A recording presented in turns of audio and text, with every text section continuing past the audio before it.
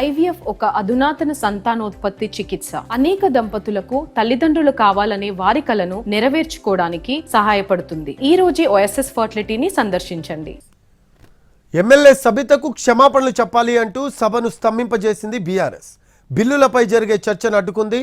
నల్ల బ్యాడ్జీలతో CM chamber ముందు ఎమ్మెల్యేలు నిరసన తెలిపారు. వారిని మార్షల్స్ అడ్డుకొని బయటకు పంపారు. అయితే అక్కలను అడ్డు పెట్టుకుని రాజకీయం చేస్తున్నారు అంటూ సీఎం ఫైర్ అయ్యారు. సబితా ఇంద్రారెడ్డిపై సీఎం చేసిన అనుచిత వ్యాఖ్యలపై చర్చించాలని బీఆర్ఎస్ ఇచ్చిన వాయిదా తీర్మానంతో వరుసగా రెండో రోజు సభలో దుమారం చెలరేగింది. అసెంబ్లీకి నల్ల బ్యాడ్జీలతో హాజరై నిరసన తెలిపారు. స్పీకర్ గడ్డం ప్రసాద్ కుమార్ నలుపు రంగు కోటు ధరించి సభకు హాజరు కావడంపై హరీష్ రావు ఆసక్తికర వ్యాఖ్యలు చేశారు. తమకు మద్దతుగా నల్ల దుస్తులు ధరించి వచ్చారంటూ స్పీకర్ కు ధన్యవాదాలు తెలిపారు. కాసేపు సీఎం ఛాంబర్ ముందు కూర్చొని నినాదాలు చేశారు. సీఎం రేవంత్ రెడ్డి వెంటనే క్షమాపణ చెప్పాలని డిమాండ్ చేశారు. ఈ క్రమంలో ఎమ్మెల్యేలను మార్షల్స్ బయటికి తీసుకుని వచ్చారు. పోలీస్ వ్యాన్లో వారిని ఎక్కించి తెలంగాణ భవన్ కు తరలించారు. బీఆర్ఎస్ రాజకీయ కుట్రతోనే సభను స్తంభింపజేస్తోందని సీఎం రేవంత్ రెడ్డి విమర్శించారు. అక్కలను అడ్డు పెట్టుకుని రాజకీయం చేస్తున్నారంటూ ఫైర్ అయ్యారు.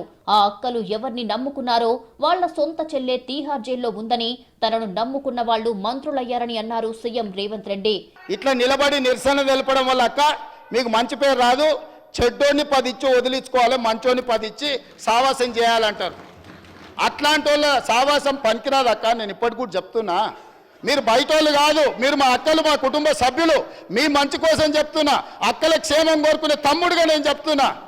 నేను సమాజాన్ని చాలా చూసిన, చాలా కింది నుంచి వచ్చిన, గ్రామీణ ప్రాంతం నుంచి వచ్చిన, ఉమ్మడి కుటుంబం నుంచి వచ్చిన, నాకు అక్క చెల్లెళ్ళు అక్కలను అవమానించేంత నీచమైన జాతి నాది కాదు అధ్యక్ష. చెల్లెలు జైళ్ళు ఉంటే రాజకీయాల కోసం బజార్లలో తిరగటోని కాదు అధ్యక్ష నేను. కేసీఆర్ మహిళా వ్యతిరేకి అని మంత్రి కోమటిరెడ్డి వెంకటరెడ్డి ఫైర్ అయ్యారు. అసెంబ్లీలో స్కిల్ యూనివర్సిటీ బిల్లుపై చర్చ జరుగుతుండగా సభను బీఆర్ఎస్ సభ్యులు అడ్డుకోవడాన్ని తప్పుబట్టారు. మహిళలు లేకుండా మంత్రివర్గం నడిపించింది కేసీఆర్ అని, అలాంటి వాళ్లకు మహిళల గురించి మాట్లాడే నైతిక అర్హత లేదన్నారు. ప్రతిపక్ష సభ్యులకు ఏమాత్రం నిరుద్యోగ యువకుల మీద ప్రేమ ఉండే ఈ రాజకీయాలు మారండి. మీరు ఇప్పుడే చెప్పినా, మీరు మహిళల గురించి మాట్లాడే నైతిక హక్కు లేదు. మహిళలు లేకుండా మంత్రివర్గాన్ని నడిపించను. ఈ బిల్లుకు మనసు పూర్తిగా సహకరించాలని, ఈ కార్యక్రమంలో సక్సెస్ చేస్తూ హైదరాబాద్ని ప్రపంచ పటంలో ఇంకా ఇండస్ట్రీస్ వచ్చే విధంగా మా ప్రభుత్వం ఉచ్చల దగ్గర ఒక నూతన సిటీ ఏర్పాటు చేస్తున్నాం.